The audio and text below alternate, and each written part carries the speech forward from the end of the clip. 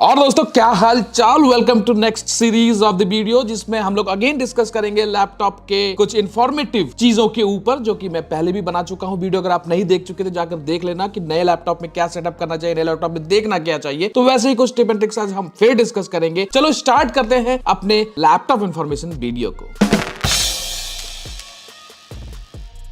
ये एप्लीकेशन काफी लोगों को हेल्प करने वाला इंटेल यूनिसन। एक्चुअली में अगर आप आईफोन यूज कर रहे हो कोई भी वर्जन, तो भाई डेटा ट्रांसफर करने में दिक्कत आती है कि नहीं, तो ये एप्लीकेशन आप डाउनलोड कर लो स्टोर से, विंडोज के। इंटेल यूनिसन कहते हैं हम इसको, और ये आपका वायर का झंझट खत्म कर देगा। ना आपको आईट्यून्स का यूज करना है ना कुछ, डायरेक्टली वायरलेसली कनेक्ट करो, ब्लूटूथ से कनेक्ट हो जाएगा, और जो भी डेटा आपको ट्रांसफर करना है ये आपके सिस्टम में फास्ट, आपके डेटा स्पीड के ऊपर डिपेंड करेगा, आपके वायरलेस के ऊपर डिपेंड करेगा। उसी स्पीड से आप स्कैन करके डेटा को ट्रांसफर कर सकते हो। और ये आपको फोन में मतलब जो भी मतलब डेटा ट्रांसफर कर रहे हो, ये आपके डाउनलोड सेक्शन में चला जाएगा। वहां पर आपको जाकर सेव करना पड़ेगा। ये जो प्रोसेस मैंने स्क्रीन पर दिखाया, इस तरह से ये लॉगिन हो सकता है, और बहुत इजी लॉगिन है, कोई प्रॉब्लम नहीं है। और आप फिर अगेन जो भी फोटोज आप है, फोटो गैलरी, फोन गैलरी का जो है वो आप जाकर अकॉर्डिंगली जाकर आप सेव कर सकते हो। तो एक अच्छा ऑप्शन है जिससे आपका टेंशन आईफोन को लेकर थोड़ा कम हो जाता है। डाउनलोड सेक्शन में आप देख सकते हो जो भी आपने ट्रांसफर किया वो आप वहां पर से एक्सेस कर सकते हो। नेक्स्ट ऑप्शन है फोन लिंक। ये कोई भी फोन की, चाहे आपके पास एंड्रॉइड हो चाहे आपके पास iOS हो, लैपटॉप के साथ लिंक कैसे करें और फायदा क्या है, क्योंकि बहुत लोग ये चीज करते नहीं है। मैं यूज करता हूं क्योंकि भाई जब मैं अपने लैपटॉप में काम करता हूं, गेम खेलता हूं, मोबाइल साइड में रखता हूं, मैं नहीं चाहता कि मेरा मतलब फोकस डिस्टर्ब हो। गेम खेल रहा हूं या कुछ काम कर रहा हूं तो यहीं पर मेरा मैसेजेस, यहीं पे मेरे कॉल्स दिख जाए। तो ये प्रोसेस है, आप इसके थ्रू आसानी से पेयर कर सकते हो। ध्यान रखें ब्लूटूथ ऑन होना चाहिए आपका, और एक बार आपका फोन लिंक हो गया, चाहे iOS हो चाहे एंड्रॉइड हो, उसके बाद आसानी से अपने लैपटॉप से ही कॉल ले सकते हो, अपने लैपटॉप से ही मैसेज भी चेक कर सकते हो, और अपने लैपटॉप से ही आप कॉल कनेक्ट डिस्कनेक्ट जो भी करना हो, नोटिफिकेशन चेक करना हो, जैसे आप नेक्स्ट में देख सकते हो व्हाट्सएप हो गया, मैसेज हो गया, इंस्टाग्राम हो गया, सारा कुछ आपको यहीं देखने को मिल जाता है। और कॉलिंग फैसिलिटी आपने देखा अभी। तो ये कुछ फीचर्स है भाई, जब ये अवेलेबल है तो हम इसको यूज क्यों नहीं करते हैं? तो जस्ट यूज इट, काफी हेल्पफुल रहता है। ओके गाइज, तो आप अगर फोन लिंक के बारे में नहीं जानते थे तो दिस इज द वे। आप आसानी से देखो, मैंने कॉल किया और मेरे फोन पर कॉल आ गया। So it's an easy way to connect using your laptop. एक ऐसी तकलीफ वाली चीज जब वो आती है ना अपने नए लैपटॉप या पुराना लैपटॉप जो भी है, तो दिल टूट जाता है, वो है ब्लू स्क्रीन। ये ब्लू स्क्रीन आता क्यों है दोस्तों? यार ये ब्लू स्क्रीन आने का काफी रीजन है। ब्लू स्क्रीन आते ही आपकी फट के हाथ में आ जाती है कि भाई अब तो लैपटॉप गया,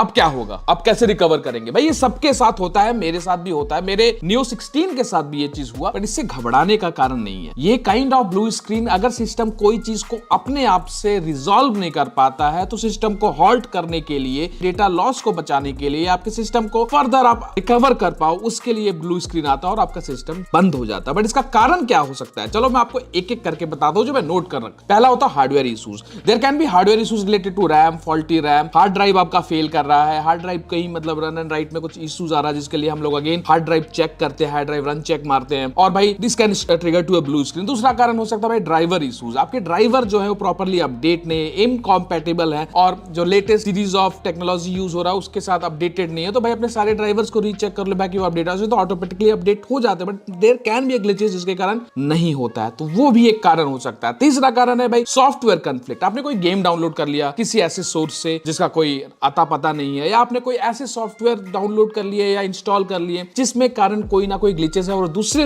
एग्जिस्टिंग सॉफ्टवेयर के साथ कॉन्फ्लिक्ट कर रहा है, और आपको ब्लू स्क्रीन एरर आ रहा है। तो ये ध्यान रखें आप। और आपका जो फोर्थ पॉइंट है operating system corruption. Operating system corruption मतलब का जो ओएस है उसमें अगर कोई सिस्टम फाइल्स करप्ट हो जाती है, या किसी मालवेयर या वायरस के कारण उसको डिलीट कर दिया जाता है through virus attack and all, तो भी आपको ब्लू स्क्रीन देखने को मिल सकता है। करेक्ट। उसके बाद आपको पावर इश्यूज, अगर आपका बार बार लाइट अप एंड डाउन हो रहा है, पावर में फ्लक्चुएशंस हो रहे हैं, सिस्टम में ओवर हीटिंग इशू के कारण जरूरत से ज्यादा गर्म हो रहा है, टाइमली क्लीन नहीं कर रहे हो, that can also result to a blue screen to save your computer. वैसे अगर ब्लू स्क्रीन आ गया तब क्या करेगा? देखो यार, ब्लू स्क्रीन आ गई, आपका लैपटॉप रिबूट नहीं हो पा रहा है, तो सेफ रिबूट करने का कोशिश करो। वो भी नहीं हो रहा है तो भाई फंक्शंस में जाकर, इसके बायो सेटिंग्स में जाकर देखें कि कोई आपका रिकवरी ऑप्शन है कि नहीं। कुछ भी नहीं काम कर रहा है तो भाई एक ही ऑप्शन है सिस्टम रिकवर करने का। सिस्टम रिकवर करते ही हो सकता है आपका सारा डेटा लॉस हो जाए। इसीलिए हम कहते हैं कि भाई अपने डेटा का बैकअप बना के रखो। अगर आप ओरिजिनल विंडोज यूज कर रहे हो, जो कि आपको करना चाहिए, तो भाई अपने डेटा को क्लाउड पर सेव करके रखो सो दैट कि वो डिलीट ना हो। भाई सेफ्टी इज वेरी इंपॉर्टेंट। अगर आप प्रिवेंटिव मेजर्स लोगे तो ब्लू स्क्रीन आएगी ही नहीं, और प्रिवेंटिव नहीं ले पाए ब्लू स्क्रीन आ गई तब क्या करोगे, उसके लिए भी प्री प्लान्ड एक्टिविटीज करना जरूरी है।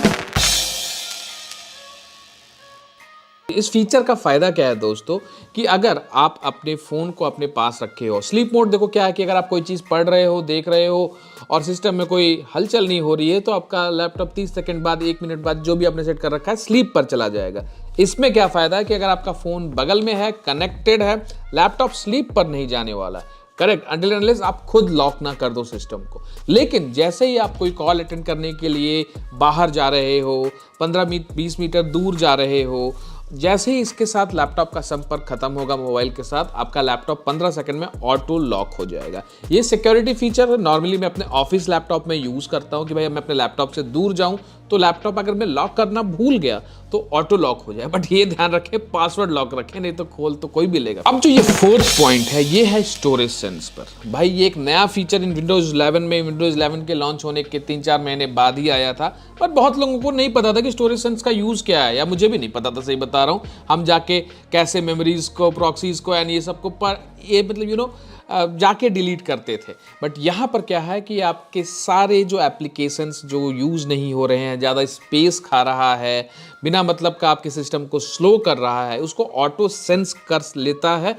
और फिर आप देख सकते हो कि सामने आपका 3.82 GB आपका सिस्टम का स्पेस फालतू का खा रहा है, चाहे कैसे मेमोरी हो गया, प्रॉक्सीज हो गया, टेम्प फाइल्स हो गए, ये सारे आप आराम से इंडिविजुअली डिलीट कर सकते हो। तो एक अच्छा चीज़ है जो उसमें आपको मैनुअल वर्क आपका खत्म कर देता है, and you can easily do all your cleaning part with a one click, that is storage sense.